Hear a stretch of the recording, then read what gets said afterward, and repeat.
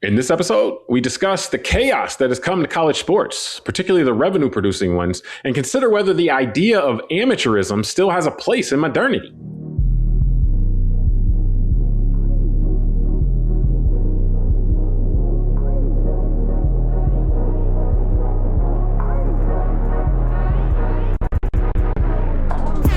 Hello! Welcome to the Call Like I See It podcast. I'm James Keys, and joining me today is a man who has been untouchable since at least 1997. Tunde Ogunlana. Tunde, you ready to make people smile for you now? Yeah, man. Let's not talk about 97. Can't bring that up. My bad, man. Yeah. Say no more. Say no more. With what's going on today, I say maybe I was on the island back then, you know. Hey, well, all right. Well, before we get started, if you enjoy the show, I ask that you subscribe and like the show on YouTube or your podcast app. Doing so really helps the show out. Now, recording on February 3rd, 2026. And Tunde, for a few years, we've been in a new era for college sports, with transfer and eligibility rules been loosened and NIL payments, name, image, and likeness payments, mainly from third parties going to college athletes, especially in the high profile and profit generating sports.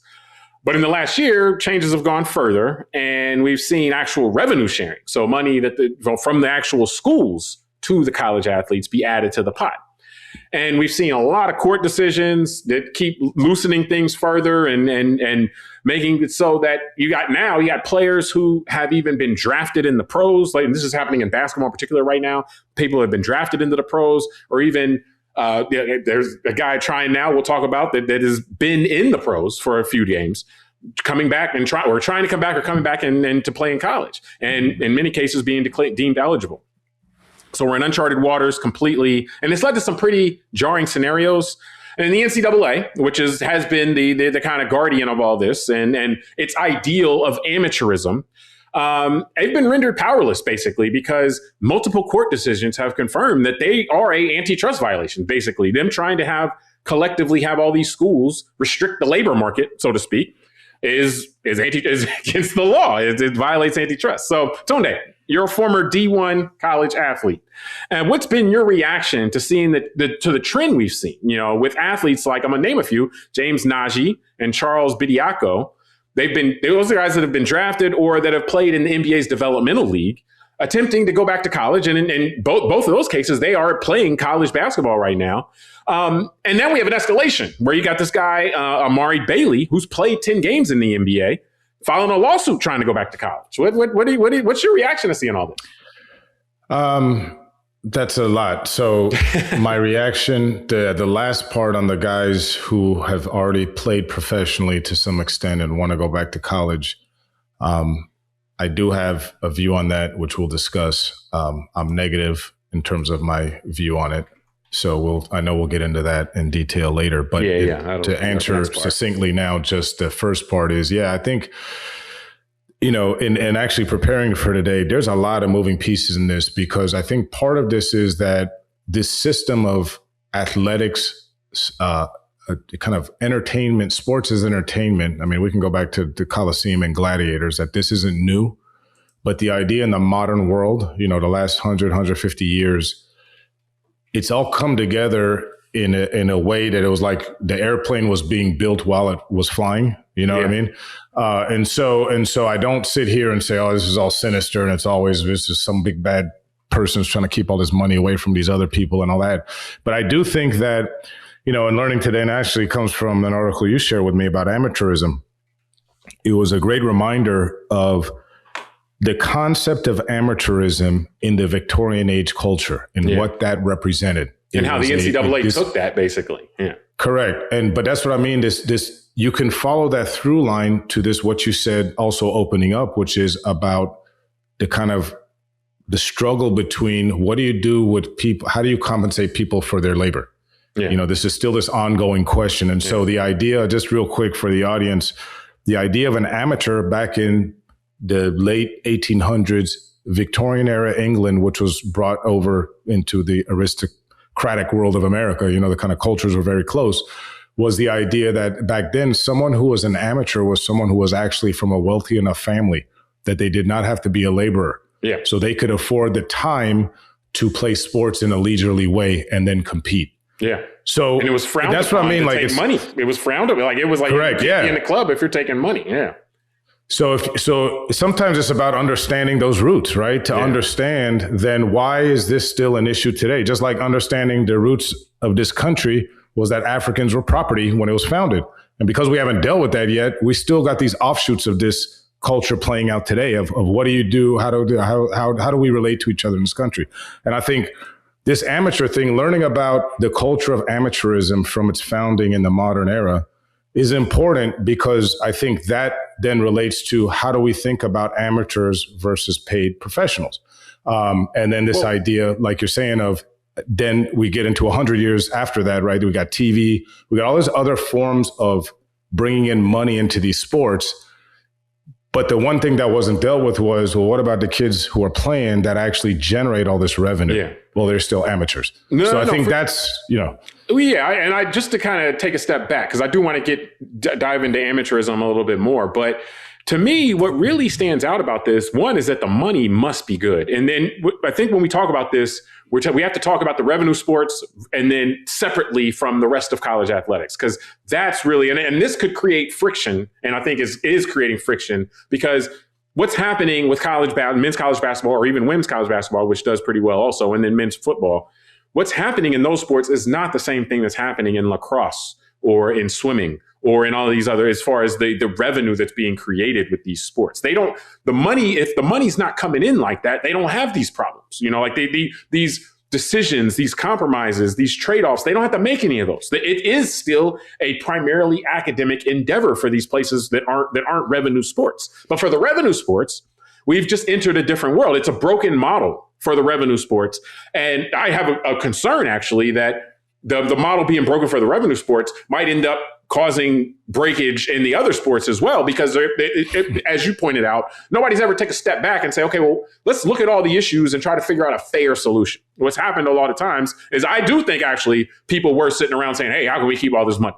I think that was kind of the idea, a lot of the times which one person or one group of people individually doing that, it's understandable, but I think it kept happening over time. And so you end up in these revenue sports with things being, in the non-revenue sports, things still kind of make sense. And the revenue sports was like, yeah, we're bringing in billions of dollars every year, but yeah, you guys can't get anything. It seems crazy. It's just like, okay, you guys, there's a disconnect there. And I think that's ultimately the money being so good, though, that you have guys who have tried. People used to go professional, remember, to try to make money, because they're like, yeah, the money's good in professional, I'm gonna go there. So now the money's so good in these revenue sports in college football, or revenue sports in college football, college basketball, that guys who are marginal or struggling pros can make more going back to college. So that's the problem that we're seeing right here. And that does put a lot of friction on the amateurism system. And the last thing I'll add before I take us to the next section, though, is that while I gave you names, particularly Bediako, Najee, who are playing right now, Najee was declared eligible. He had never gone to college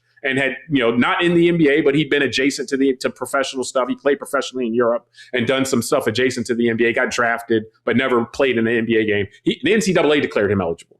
Bediako was declared ineligible. He was in college, left college to go pro, and then played in the developmental league for a little bit, and then now is back. He got a judge in Alabama to rule to shut the NCAA down temporarily while they litigate the case. So he's in. And then the other guy, Bailey, just that saga just started. But the other thing I wanted to mention with this, though, is that the NCAA, just for fairness' sake, has allowed young people who in the college age who played professionally in Europe before. It's been a while. They've been able to come and play college here. So playing in Europe, but Europe has a different model. They're not going to high school and playing high school. Like, they're in academies getting paid at 16 and 15. So none of the guys from Europe will be able to play in college here if they put on, you could never have taken money if they put that requirement on the European. So, and that's the logic behind the Najee guy, is that, well, hold up, low level professional in Europe is fine. So, that should be okay here too. And that's why the NCAA came to that. So my next question, though, I do want to hit amateurism directly. College athletics has long been defined by the concept of amateurism. But what really is being exposed here, in my view, is that amateurism is dead. At least that there's no longer consensus on what college sports, or at least the revenue sports, is for? Is it about amateurism? Well, everybody doesn't agree anymore on that, like clearly. So from a college sports business and administration standpoint, what stands out to you from the fall of amateurism? And I want to get to the personal level second. I don't want to get to the personal level yet. What may be gained, what may be lost from the players, standpoint. But from a business and administration standpoint, what are you seeing with this apparent fall of amateurism? I mean, I don't know. I think what we're seeing is kind of the entropy, the going from the order that was the NCAA hierarchy, right, to a disorder of kind of a Wild West now, that's where money tends to do that to things, right? And I think that's and then a new order conceivably would form, like that kind of that natural cycle. That's a good point. Yeah, but that's what my concern would be that money tends to corrupt spaces in general, right? It creates different incentives, like you said. I mean, this is fascinating, right? We got guys who have played professional that are now incentivized to go back to playing amateur because they can make more money doing that. I mean, that's so it kind of is revenue sports amateur though? If they're making that's what I'm getting at is so for me, I don't like any of it that the money got in. However, I recognize the dilemma that the kids who are the NCAA athletes in the big major sports, especially in the big conferences, are the ones generating the eyeballs and doing the work, right? To get all this stuff, to the money that for everyone else. So could you have a compromise where the kids don't get paid and it doesn't create this all these weird incentives at the moment, but maybe they have money put into a trust, or, they get access at 25 and then a little bit at 30 and, kind of a spendthrift clause in the trust type of thing, so that a kid, like you said, like me, I went to college. What scenario would you do that in business? Like, would you pay somebody like that? That's what I'm saying. When you went and got a job, would you want to get paid like that, where you don't get any of the money now and you have to, wait for? That's the importance of culture, right? We have things like a progressive tax system. Who would sign up for that if you had a choice, right? Like you would say, I just want to keep all the money and all that. So we do have but the progressive other tax examples. System doesn't leave people without any money. The whole point of the progressive tax system is that as your capability to pay increases, your obligation to pay increases. A progressive tax system. Yeah, well, here's an example, the James. People that have $0 or the people that have $10, we're going to tax you as high as we tax the guy who has $1 million. Here's an example, so we don't have to get into it, so we can have a show. An example could be some part of the revenue. Well, but I'm saying, because I don't want to build a plane while I fly, right? Like maybe we're sitting here talking about ideas that I'm pulling out of my backside. So an idea could be a spendthrift clause on some of the earnings from revenue of the games you played that last for years after you're done with school to actually help you as an adult, right? So you didn't blow all your money as a kid. But what do you get today? You still get a free education, free room and board, free meals, free housing. Those could be the type of discussions we could have, right? If you have collective bargaining and they agree to that, then fine. But that's completely ridiculous in my opinion, because no other place. If you go and open a software company at 18, you don't have to then put all your money in a spendthrift clause. Like if they're generating, I thought we believed in markets and capitalism and stuff. Like if they're generating all this money, then they should get a piece of that. Like that, just period. Like it shouldn't be like, so, but from an administration. Well, hold on. Let me say this, James, because we've made this comment a lot on different shows. Pure free markets unfettered within no guardrails or regulation gives you Afghanistan, right? Well, so this is an example of that. No regulation. I'm saying that people who work get paid, period. You're saying that we should break that? So all I'm saying is an example would be, part of your compensation for working today is you get to go to Harvard for free or Duke or UNC or whatever. You don't get to go for free today. How about this? Hold on, let me finish. Let me just finish. That's compensation, right? That you get free room. They pay for your because you don't pay taxes. Housing. Well, my point is today it's considered compensation for I used to get meal money and stuff like that. My point is that no, you don't believe. Okay, but what I'm saying, James, is that again, I'm okay with collective bargaining and all that. Again, if it's collective bargaining, then fine. What I'm saying is conceptually, from the top would be completely, again, that's against the law. But what I'm saying is just conceptually, if I generated $1 million in income over my 4 years playing college sports because of the way it worked out with TV and all that, but that income to me was deferred, like a deferred compensation plan in any big corporation, I'm still getting compensated for my work. It's just deferred for down the road. Who decides whether it's deferred or not? But let me finish here. That's one example for me to say how you could potentially bring this money into it without the corrupting influence that concerns me about giving kids all these money and the hangers on and all this other stuff that comes into it. Should we do that with pro sports? Should we do that with pro sports too? Yeah, I do think that actually there's an argument to be made with that. That guys like Allen Iverson, who declared bankruptcy in his 30s, maybe he wouldn't have had some of his income been deferred. Freedom to do what you want with the money that you earn?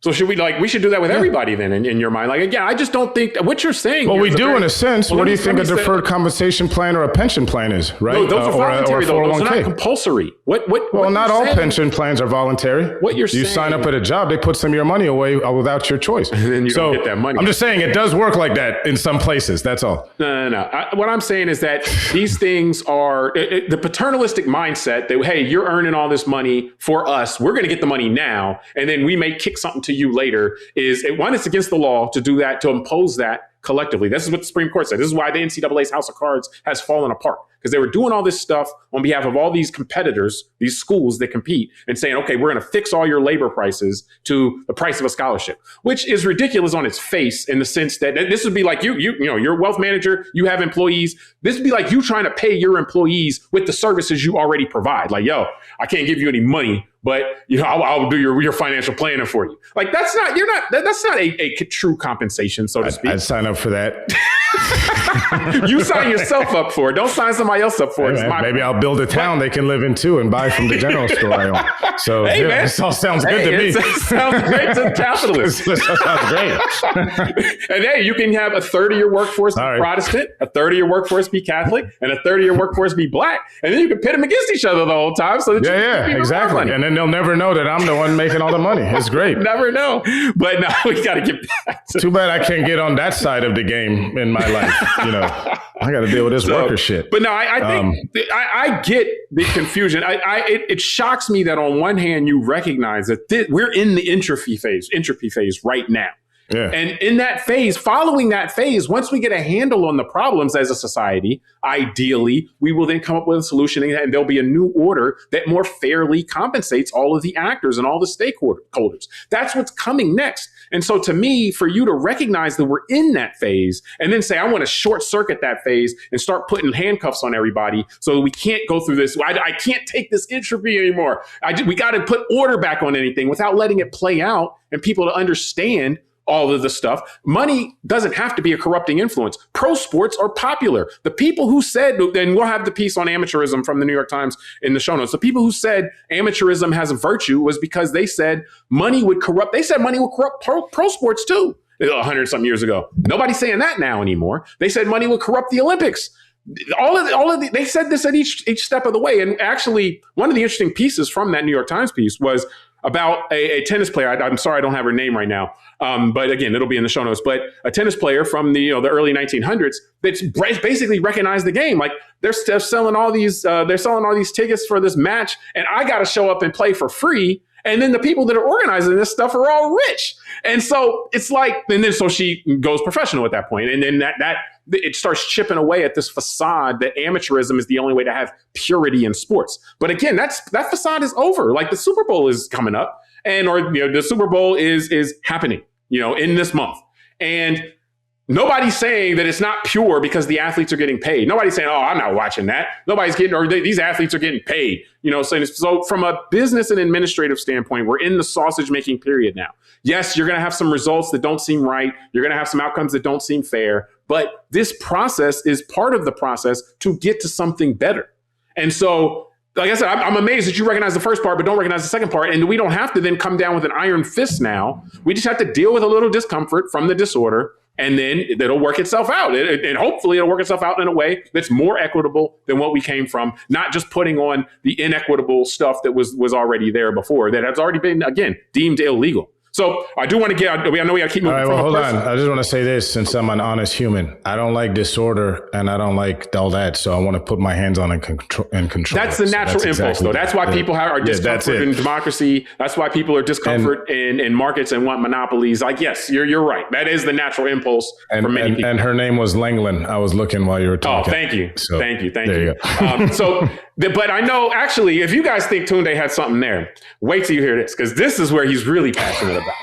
So I want to look at it from a personal level now. The personal level on how the money right now is influencing the way that college sports is happening. And this gets into the transfers. You know, that we've seen the numbers that say basically, like in college football right now, at the end of each season, everybody's a free agent. Everybody can just start jumping around here and there, trying to get, you know, a new deal for this amount of money, that amount of money. Nobody's staying. You know, nobody, or very few, less people want to even think about staying in their school, working through adversity and stuff like that. So setting aside the business stuff, just and I appreciate that you feel strongly about this as a former D1 athlete.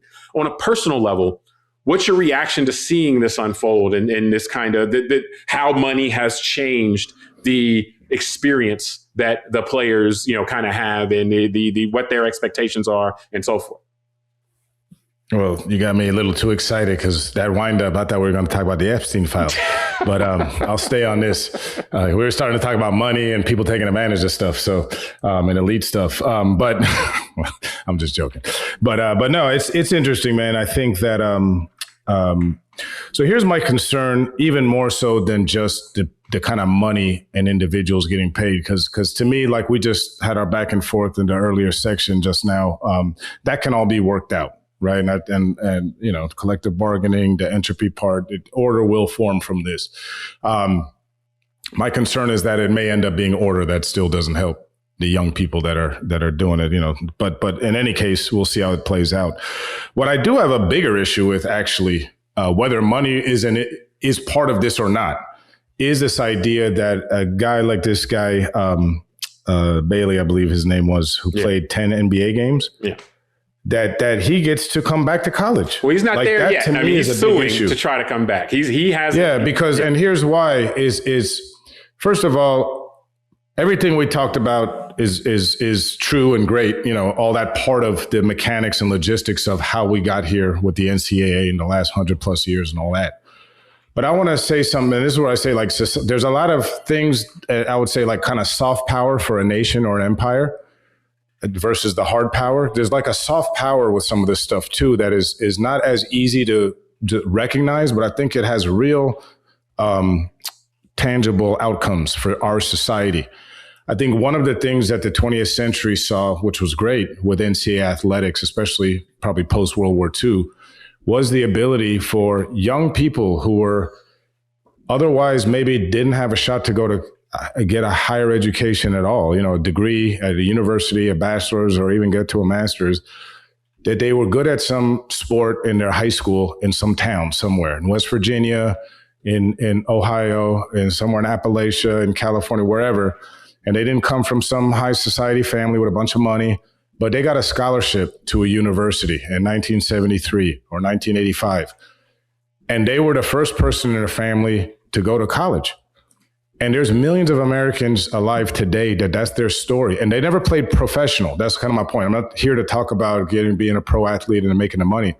It's the ability to leave where you're from, especially if you have lower means, lower income type of kid and family. You didn't have a chance to go see the world on vacation and all that stuff when you were growing up. And you get to go to some other town, other state, meet a bunch of new people. You know, these colleges are like petri dishes of kids meeting each other and networking. And I think when you multiply that by millions of Americans, that's why it's hard to quantify it. But I think that's an important part of our cultural soft power domestically. And that to me is what happens when I see a guy who played 10 games in the NBA trying to go back to college. I feel like he's taken away a scholarship from a kid who's a senior in high school today who could be going to that school. This kid made a choice. He left the university NCAA system as a freshman, and he wanted to play professional. That was his choice. Now he needs to not come back to college. He needs to go figure out where he's going to play pro. That's really my attitude with that. That has nothing to do with the money. Yeah. I can understand that. Yeah. I can understand that. Here's where I would, like, there's two issues here. And, you know, I'll throw the second one out just because I know you'll get there, but I just want to make sure we set these tent poles in. One is what you just talked about, taking away a spot, or potentially not just a spot, but taking away a scholarship.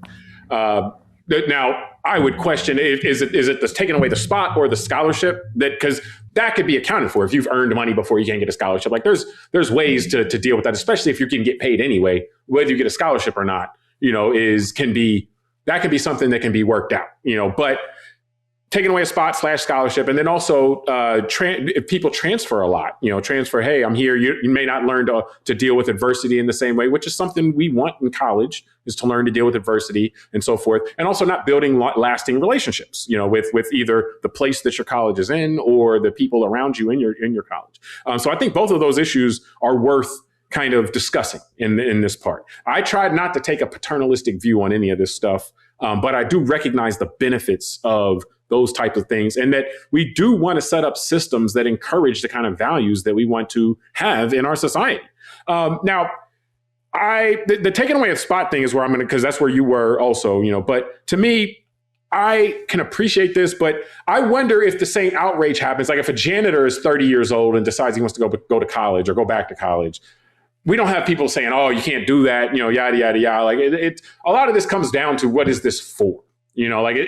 If college athletics is going to be a entertainment, again, this is why we don't have this. Nobody's doing this in lacrosse. We don't have these issues outside of the revenue generating sports, or at least in terms of the level of concern that we're expressing in society. Like, so if a janitor who's been working as a janitor for 8 years, 10 years, wants to go to college, nobody's objecting if that person wants to go to college, even though if he's admitted, or hey, he takes the SAT, does a great job, gets some scholarship money, he's taking away a spot from somebody else. Objectively, it's a zero-sum game, so to speak. So people don't object to that. But what we understand the educational aspect being for is for anybody who wants to go. We understand that it's for. Like, it's great for people of college age, so to speak. But if anybody wants to go, we're generally okay with that. So we're coming down to, and this is the question I don't think as a society we've resolved yet. For the revenue sports in college, what is it for? And the problem that we have is that for the past 30 years or so, 30 or 40 years, the schools have behaved as if it's about making money and it's about winning games at all costs, so to speak. This is why the schools are going to get Najee or Bediako or whatever, and why if Bailey gets ruled by the court that he can play, some schools are going to bring him in, because it's been about making money and winning at all costs, so to speak. So maybe the problem we should be looking at, the kids are reacting to the incentives. The people who are setting the incentives are the schools. So maybe we should be looking at the schools in terms of having them clearly lay out, what is this for? And then the people will then react to those incentives. Because right now, what you have is a problem with incentives. Yes, a low-level pro can make more money in college and can get a spot in college because they want to win and they got money. But if it's not going to be about money and winning at all costs, then those incentives and change and these kind of problems magically go away. But you don't have to put rules on the kids. How about we look at the adults and have the adults lay out what this is for and then live up to what they lay out? Because adults don't like taking accountability, so we're push it back on the kids. Me just cutting through the heart of things, man. I was going to leave that part unsaid. Don't let me get my kids on this microphone and telling you how I parent. Hey, man, call it like you see it, man. Come on, let's go. Nothing's my fault in this house. That's just how I parent. Take no responsibility for anything when you grow up, guys. It's going to be all your kids' fault. My grandkids. No, here's the thing, and this is where I'm not here to debate your point. I think it's fair. I think this is exactly what we're saying, right? This is the entropy phase. We're in the disorder phase, and it's kind of weird. But I'll say this just to challenge you on your janitor point, because that 30-year-old janitor, if they go back to school, they're just sitting in a classroom and they're sitting at a desk learning, right? They're not competing with an 18-year-old physically for that spot. And I think that's the big thing for me too. And I think this goes into your question, right? What are we doing here? Because for me, what are we doing here with college sports is, like I said, taking young people out of high school, kind of incubating them for this kind of 4-year period or so, along with the education, and then they go out into society and do something else. So they either go play pro with that skill, or like me, they don't get to play pro because I wasn't good enough. But I got, an education. I had, I made some friends and networked, and I got to a new city, right? I live in South Florida because I went to university down here. I'm from Washington, D.C. So I'm an example of a college student athlete that didn't make pro, but still benefited from the experiences, all that soft power kind of stuff I talked about. So that's my concern, is that, if a guy is like this NBA player, he's in his 20s. I mean, the guy, you sent me an article about the guy who's now in his 8th year in college. That means he's probably about 26. Yeah. And Well, he's been deemed eligible by the NCAA. Because and that's what I'm saying. Like, and here's an interesting just anecdotal thing of recently, because my wife doesn't really watch much sports, and she definitely doesn't watch really much. She doesn't watch any college football, and sometimes we'll catch an NFL game, right? So we watch, though, because, it's the University of Miami down here, and we got friends all connected with the U. And the unfortunate loss when they lost to Indiana just recently in the college finals. And I remember the first thing, like literally that putting on the game of the first minute or two, one of the first things my wife says is, "Oh, wow, this looks really different than the pros and the NFL." And she said both the size of the kids and the skill, she could just tell already. And I just said, yeah, I said, NFL's grown man stuff. I go, that's why you don't see kids going from high school to the pros in the NFL like they do in baseball and hockey and basketball. Which was a collectively bargain thing, just, just to kind of bring that back. Yeah, it's a collectively bargain thing. That's okay with antitrust because they bargained that with the players. Well, go ahead.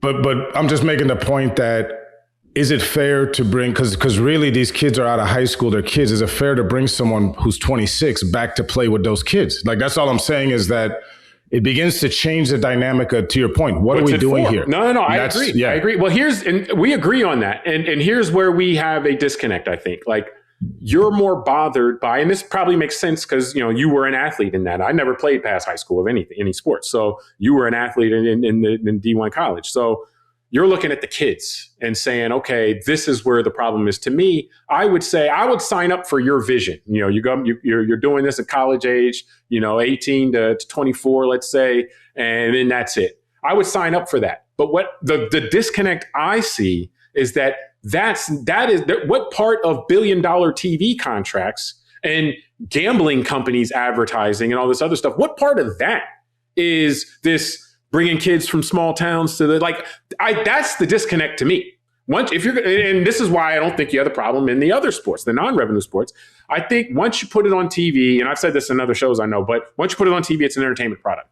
You're no longer just a sports product. You are an entertainment product. And so I consider college athletes that go on TV just as much so as performers in a movie or a play or a TV show as they are athletes. They're athletes, and they can do that stuff in the stadium for a scholarship, in my opinion. But if you're gonna put them on TV, then the scholarship's not enough anymore. So if the schools are gonna step away from the TV stuff and say, okay, no, we're gonna go back to our mission of educating kids and turning kids into well-rounded adults, then none of that needs to go on TV.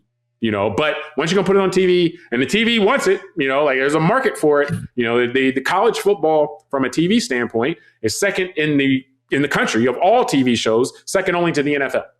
They draw more than any kind of linear shows, any of that stuff. College football hit 20 million viewers easily, for the big games. So that's the disconnect, is the administrators have been wanting to professionalize it from an entertainment product standpoint, yet keep their labor in an amateur world. That has broken. So now we're in this phase after that. And so what comes after it? Well, look, pick a lane.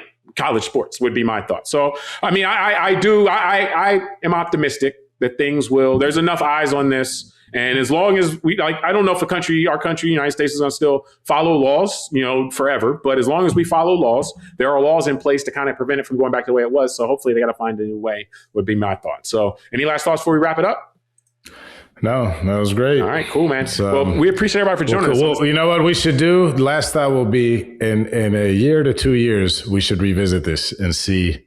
Yeah. We talked about it. We hit it about every quarter or every half year. So that's we'll see what's going on. But we appreciate everybody for joining us on this episode of Call. Hold on. My last one is maybe let's see if in a year I'm back in college playing basketball. Hey man, that money is high enough, man. You better you might not want this published. I'll be out there getting in shape. All right. So we appreciate everybody for joining us on this episode of Call Like I See It. Subscribe to the podcast, rate it, review it, tell us what you think, send it to a friend. Until next time, I'm James Keys.